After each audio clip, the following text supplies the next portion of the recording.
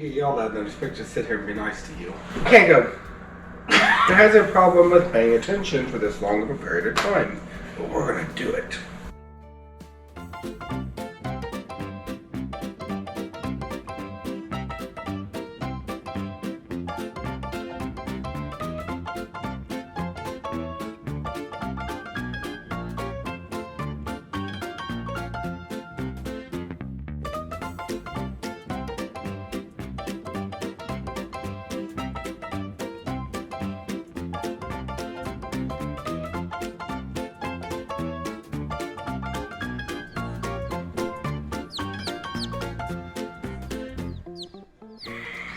Hi everyone, welcome to the Farm.ily. I'm Diana and this is Jeff, and we are going to be going over some questions that we were asked on our Facebook page by our followers a couple of weeks ago on just things that they had questions about our family, our farm, things that we do. Some of these questions we've seen and some of them we have not, so this might be an interesting little Q&A session. So we're going to get started here and I'm going to read off these questions, and Jeff and I are going to do our best to answer them and maybe make you laugh. So anyways, question number 1 says, how long have you been married?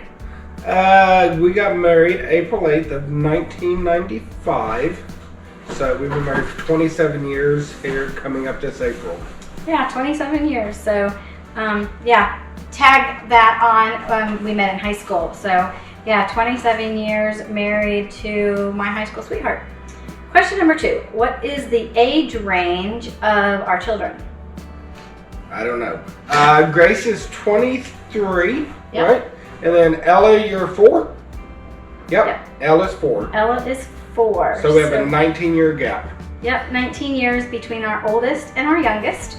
And Miss Ella, a little interesting fact, was born about 3 hours before our 23rd wedding anniversary. So yeah, she was born the day before. So best parenting advice you have ever been given? Oh boy. I don't know the best I've ever been given. The one I have to go back to is not quality time, but quantity time. Lots and lots and lots of time. To the point the kids ask you to take a vacation without you. Probably the best parenting advice that I've been given was that as a mom, we are not our kid's best friend. So that was probably something I was given when I was really young, and it was hard for me to understand then, but as my kids gotten older and we have adult kids now, it is nice that we have great relationships with our adult kids and we can be friends, but as we're raising kids, it's our job to be mom and dad and not to be their best friend. They need best friends to have quality relationships with besides us. So that would probably be the best advice I've had. Question 4. What do you think is the most important tip for starting a godly marriage? You go first. Oh, I get to go first. I haven't read this one. What do you think is the most important tip for starting a godly marriage? I would have to say prayer. I think it's very important to pray together. So praying together through the good times, the bad times, the happy times, the sad times. I would say that that's my best tip is prayer. Prayer changes everything. And I don't want to take a cop out. I agree. He agrees. No, we do definitely, we do have the same value on that prayer is really important part of our life and a really important part of our marriage. What is a typical day on the farm? Farmer Jeff, you get to answer that. There is not a typical day on the farm. Never. Never, never. You know, a typical day is normally actually getting up, making sure the kids are where they're supposed to be, that they're dressed and ready to go for their day, getting them to where they need to be, and then really just, it just depends. Making sure all the animals are checked okay, that they're alive, make sure everything's fed, watered, put up. You know, depends what the weather's doing, just really depends what's going on. That's a really, there is no such thing as a typical day. It could be we're cutting hay, it could be fixing fence, it could be checking animals, it could be going to an auction, could be doing research, and it just, there's no such thing as a typical day. So from the wife who lives on a farm, I would say that one of our typical days looks like right now would be that we get up, we make sure that we're up and going. I make sure I'm up and going by 6:30. Kids get up and ready for school. We walk out the door at 7:30 for school. We're super blessed because our school is just like 2 miles down the road, a mile down the road. So Jeff takes them to school. So I'm blessed again that I don't have to like actually drive them to school in the morning. Jeff does that. Then they leave for school and our day gets started. So everything from just what's going on in the house to him starting chores. And every single day is different, like Jeff said. So there really is never a typical day. And just when you have a schedule and think it's going to be typical, everything changes. So we've learned to be flexible. And I've also learned that lots of days you just kind of fly by the seat of your pants. So question number 6. What are some of the chores you do every day? Water. Every day we water. All we do is water. Summer we water, winter we water, fall, spring we water. That is the biggest thing. Our animals have to be watered to take care of them. Have to make sure everything has feed. Those are the main 2 things, making sure they're watered. If we have a bad storm, we go out, we check extra fence, make sure nothing's falling over. My neighbors get upset when my cows are running across their field. So just try to make sure everything's taken care of and fed and watered, and nothing's sick or acting up that needs attention or anything like that. So in the house, some of our typical chores that we do every day is laundry. That's like every single day. Cooking is another chore that we do every single day because children have to be fed. I need fed. Jeff needs fed, yes. And then things like checking our Facebook page and just things like that for the business are things that we do every day. Our children have chores, so as soon as they come home from school, they have things that they have to do. They have to check their animals, they have to take out trash, they have to do things like that. They rotate with who's helping me in the house with dinner, who's putting away dinner, that kind of thing. So those are just things that we do every single day, but laundry every single day, 6 days a week. So the next question is, how much laundry do you do in a day? Oh goodness. So winter time is more laundry than summertime because clothes just are bigger. So our laundry room in the wintertime looks like we own a department store. In the summertime, it just looks like we own a swimsuit factory. And I'm the worst one in the summertime because I shower at least twice a day. Yeah, so in the summertime, Jeff showers constantly, and so he has lots of clothes to wash. So like today, we're on like load number 5. And that is probably, there's probably 2 or 3 more loads to go. So it really just depends, but I would say at a minimum, we do 4 loads of laundry every single day. And if we get behind in that, it just goes to the next day. So then there's like 8 loads. And on days that we have to do towels and sheets, there's 10 loads. So we never have a shortage of laundry soap, and there's never a shortage of a bag of laundry that has to be folded. How do you do it all? Number 9. How do we do it all? Sometimes we don't. So for me, I've learned if it's not done today, I'll just do it tomorrow. Diana, on the other hand, that's just as hard. Yes, it does. So Diana likes to be organized, and I have my planner, and I have my list, and I have a calendar, and everything goes on that. And Diana also makes everybody else's list. So I make Jeff's list. I make Jeff's list he usually likes me to make his list at the beginning of the week. So on Sunday afternoons, I sit down and I make Jeff's list for the week of everything that's going on. And then on the refrigerator, we have a calendar. We have a dry erase calendar, and we have a paper calendar. And so what I really like to do is fill out our paper calendar for the whole month and put things on that are permanent. And then on the dry erase calendar, that's more by the week, and I just add in everything that's going on. And then if something doesn't work, Jeff can kind of just arrow it over to the next day or circle it or draw a line through it. So calendars and planners work really good for me. That's probably the only way I get anything done. Because if we don't have a list of what has to be done, there's no telling what I'll be doing. Yeah. And I will get sidetracked and I will be off somewhere else. So. And then she gets upset. Yeah, and so for any of you that follow like personality tests or the Enneagram or anything like that, Jeff loves to have change and excitement and be doing stuff differently, and I do not. I am the typical creature of habit. I like everything to be done the exact same way all the time.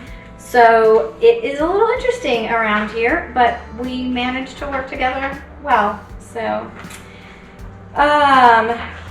what is your family's favorite meal? Oh goodness. So 9 kids, 2 son-in-laws, a husband and a wife, and multiple people who have either food intolerances. I don't know. What's our favorite meal?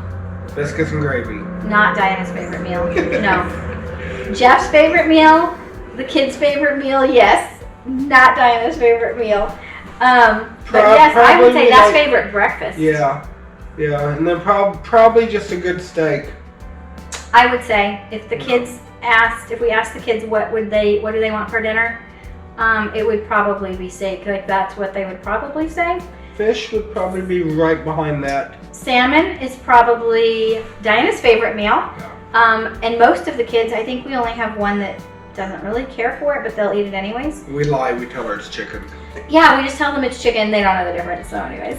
But yeah, I would say that favorite breakfast is biscuits and gravy, and then steak and salmon would probably be number 2, and always homemade bread. Like if I ask the kids, they always ask for homemade bread, homemade rolls, homemade biscuits, always.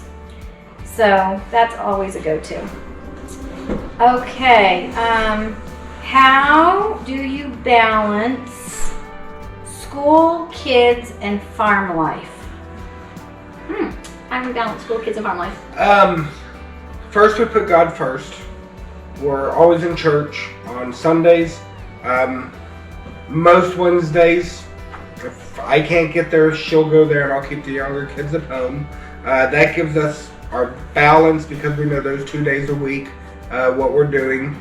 And then really we probably put each other next because my kids are going to move out one day. And so if we take care of each other, we can then take care of the kids. And then we put the kids next. And by taking them next, everything else will kind of fall in place after that. I would agree with that. So we definitely set the tone for our week with church on Sundays. So Sundays, that is not optional. Like Sundays, our kids just know. There's no asking if we're going to church. There's no saying they don't want to go to church. Sundays is church day. And so, and it's a full day for us. Like we leave at 7 a.m. for church. So Sundays are a super full day. And then like Jeff said, we really put each other first. We spend time with each other, whether it's taking the kids to school and having breakfast together, or whether it's grabbing a lunch together throughout the week. But we do take a lot of time for each other. And then when the kids get home from school, it is sometimes organized chaos and sometimes disorganized chaos. But we really set the kids even above what we do for work and above the farm. Now that's not to say that they don't have responsibilities and chores. One of the great things that Jeff and I are blessed with is that we work together, and it is a different dynamic. That's a topic for a whole nother day. But we work together. So we are together like 7 days a week, most every hour of the day, even if he's outside and I'm in the house. But with our kids especially, they can work with us. So whether it's doing eggs, or whether it is watering animals, or mowing the grass, or packing orders, or going to the market and doing a delivery, our kids are right there with us. So it's a little different that we don't leave the farm and have to go out and have jobs that we're gone 40, 50, 60 hours a week from. How do you cultivate hard work in your children? They have chores. They do not get an allowance. We have talked about this with our customers. If you follow us on Facebook, you will see that quite frequently, that our kids don't get an allowance, and we believe that is a way that we cultivate a hard work ethic. Like they live here and they are responsible for chores and things living here. Like they have to help with different things, laundry, they have to help with dinner, they have to help with farm animals. They have to help with going to the market, but they also have the opportunity to earn money. And so it's important for us that we also cultivate not only a work ethic, but kind of a entrepreneur drive, that they can be creative in what they like to do and make money doing that. And so we start them out at a really young age. Like I've had some kids like as young as probably 7 years old will come up with a way that they can make money, and we encourage that. And so we encourage them to do what they love what they do, but to give it their all. So even with Owen started archery this fall. He started to be on the archery team, and we told him that if he's going to do archery, he was going to be in 100%. So he wasn't going to do it halfway. He was going to give it his all. And he's done that, and he's loving it. And so we think even in that, it cultivates just a heart of working hard. And we did not buy him a bow. He had to save up his own money. Yep. He had to go buy it himself. It was around $280. But I'm like, I'm not buying it. It's your problem. You want to do it, figure a way to come up with the money. And he did. Yeah, and Owen is 9, and he's in the 4th grade. And so that was a big thing, like being 9 years old and having to come up with ways to earn money and buy his own bow. But it also told him that he has to take care of his bow. And it has taught him the responsibility of working hard to earn that money and what it costs to buy something. And so that's a lot of money for a 9-year-old. And we just thought that that was very important for him to learn that now and learn to take care of the things that he has. So he has carried out groceries at market. He has done extra farm chores. And you guys have been super generous with him, making sure he could do that. And yeah, so we just make sure that our kids know that, things cost money, life costs money, it costs money to live. And that's why our kids don't get an allowance. So we believe that like they live here, we provide electric, we provide food, we provide their clothes, we provide all of their basic needs. And we don't pay them to just live here and us support them. And so they have to learn that they have to make money, and they're going to have to get to a point in their adult years, into their teenage years, that they're going to need to start paying for things. So. And the Bible says if you don't work, you don't eat. And it's a biblical truth. I got 2 kids over here watching us now. They're shaking their heads yes, they understand that. They get married, they move out. They have responsibilities they have to take care of. Georgia had to buy her own car, and her alternator just went out today, so she's got to pay to get that fixed. And so we just truly believe that. Yeah, and the other thing too that I would add to that question, this is a great question. The other thing too is that we teach our children about what the Bible says about laziness. The Bible has a lot to say about laziness. We do a Proverbs a day, and so the Proverbs have a lot to say about being lazy also, and about idle hands. And so we want our kids to understand that this isn't just what mom and dad says, that like this is what God says. And that's important, because we can say everything that we want to say, but if it doesn't line up with what God says, it really doesn't matter. Exactly. So that is one thing that we really highly stress with everything that we do is this what we say, or is this what God says? And that's the baseline for everything, for our marriage, for our kids, for our business, for everything that we do. So next question, do you still have buffalo? No. Why? So long story short, we had some really nice female cows, and they were doing really good, and we bought a nice big bull to come in and take care of business. And he decided he wanted to start jumping fences. And by the time we got him back in, he scared me pretty bad, and we decided it was best we didn't have those anymore. So we got rid of them all. Yes, and we also live on a 4-lane highway. So our farm runs parallel with a 4-lane highway, and when bison get out, they are like, how many pounds did that male bison He was 2,000 pounds. He was still young. 2,000 pounds on a 4-lane highway with traffic going like 65 plus miles an hour. If one of those or to get out on that highway and someone was to hit one, they're going to get hurt. It would hurt them. So we just decided it was really probably in the best interest of people's safety that we don't have bison on the farm. And it was a hard choice because we loved having them here and we loved watching people pull over and see them. But on the flip side of that, the blessing was that when the bison left, Jeff was able to get sheep. So tell them about your sheep. We bought the desert painted sheep. They have been crossbred to be super good moms.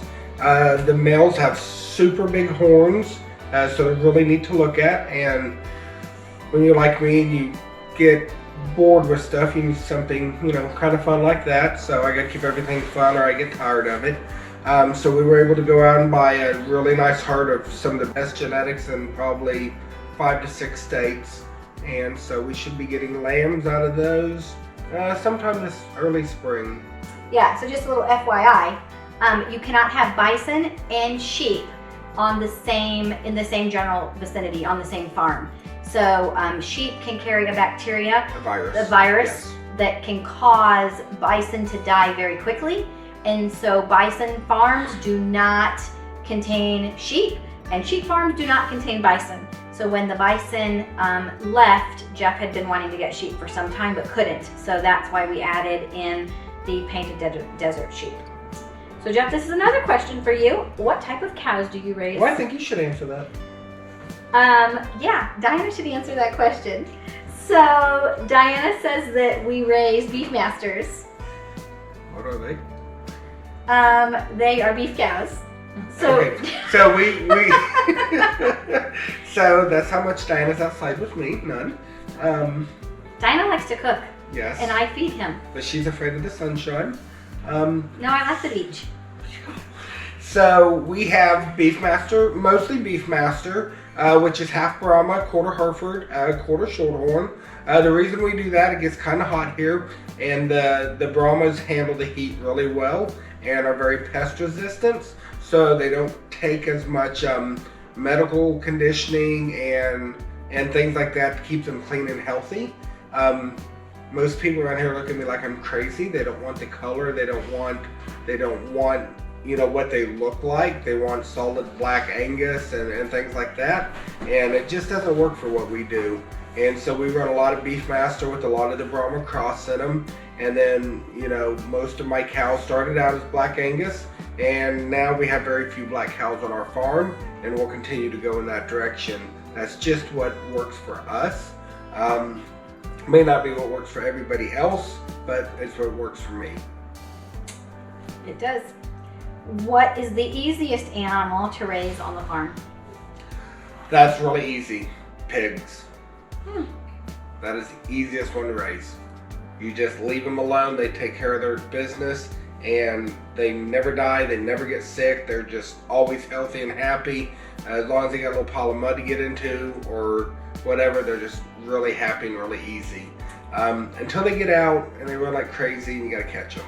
Other than that, though, the pigs are probably what I think are the easiest to have. Plus they have lots of babies. So Yes. pigs, mama pigs will have probably our biggest litter of pigs. We've had up to 14. Yeah, up to 14 But piglets. normally raising them outside, an average of about 9 pigs, 10 pigs a litter is pretty good.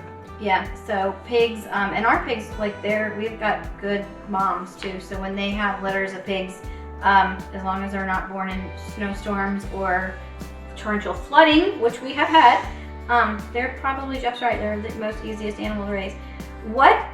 Question 15, what is the most difficult animal to raise that you would recommend a newbie stay away from? So, new to farming, what would you recommend? So what I'm going to say is going to be contradicting itself. Sheep is the last animal you should buy because they just look for a way to die. Sheep are a smaller animal that are easy to raise and could be the first animal you should buy. I'm struggling here.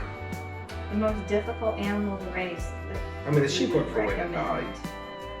They do. The sheep are really hard. They are not disease resistant. They don't like the cold. They don't like the heat. We've had a lot of problems in the past raising sheep. Mm-hmm. That's really why we went with a different breed, trying to get something a little bit different that would be a little bit easier. So I think that's a harder question to answer than the one what's easiest.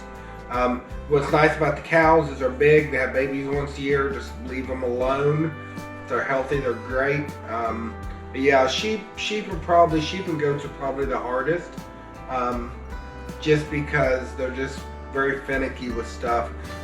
Chickens are nice to raise. They're pretty easy also, and they're cheap. Yeah. So And they're cheap. Yeah, Yes, they're cheap. So, next question, 16. Do you offer any dairy-free baked goods? So, yes, we do offer a few. We used to do more so than we do now, but we have really gotten more into doing things that are healthy. One of the things that we do not do is we do not use like margarine and dairy substitutes, and a lot of those dairy substitutes are super, super unhealthy. So we prefer to use real butter, real cream, those types of things. So there's really not, as far as baked goods go, if you want really good quality baked goods and you eliminate the dairy, you kind of eliminate the quality. So there's not really a lot of things that we do that is dairy free. I'm lactose intolerant, so I've learned that there's substitutes that I can make and still have dairy, and so that's what we do in a lot of our things. But as far as just an all-around dairy-free baked good, the only thing that we do are our energy bites that are truly dairy-free. So we do offer those, but otherwise I can't say that we offer anything else that's really dairy-free anymore. Okay, question number 17. What items are great if you are doing a keto diet? I can answer this one. Steak. Yes, and chicken. No, steak's probably better because it's higher in fat. So when I went on my diet, I did a ton of chicken, and I eat chicken all the time. And then we added the beef back in because that's, I think, a little bit cleaner than what the pork is going to be. But yeah, any of the protein products, any of the meats we sell would be great for that. So on a keto diet, from items that we sell, definitely our steaks and our beef, and then we sell a tremendous amount of bacon to our keto customers. And pork chops. Like Jeff said, any of our meat, but also our dairy too. Like we sell a tremendous amount of butter to our keto customers. Bulletproof coffee is a giant thing still.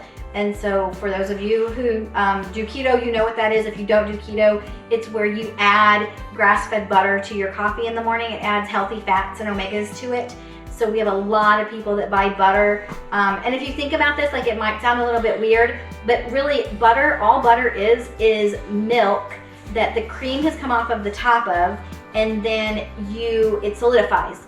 And so when you're doing that, you're just adding cream to hot coffee, and it melts, and so you get the milk fat and the cream off of the top of the milk, and that goes in your hot coffee and it melts, and you get like just solid cream added to it. So it's really not as bad as what it might sound. If you were doing that, you probably would want to add like unsalted butter to that, or you will have a little bit of a salty taste to your coffee, but that's not a bad thing either. So butter, we sell a ton of. Cheese, we sell a ton of.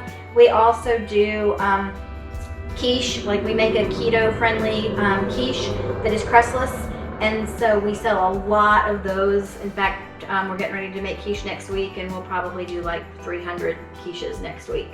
Yay. So yeah, yay, we can't wait for that day. So yeah, keto items, best keto items: meat, butter, eggs too. We do a lot of eggs for our keto customers as well. So super easy on that. Can you ship any of your products? As of now, we don't do that because we do not need one more thing to do.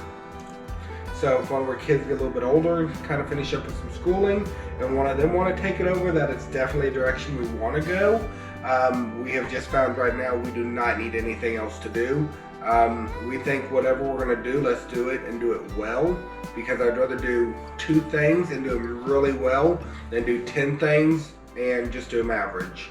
Because I want to do whatever we're going to do, and I want to do it well. So yeah, so with that too, like we want to do everything well, but one of my biggest things, even that we teach our kids, is not to do things with mediocrity. And so we don't want things just to be mediocre. We want them to be 100%. So we want to make sure that what we do is 100% to God, and we want it to be 100% for our family and our kids. And so the same thing with our marriage, like we want to give it 100%. And so that's what we want to do with the business and the farm. And so we've just learned that if there's things that we can't do 100%, maybe it just needs to wait until either we have the time or somebody partners up with us to give it 100%. So those are all of our question and answers that we had come in.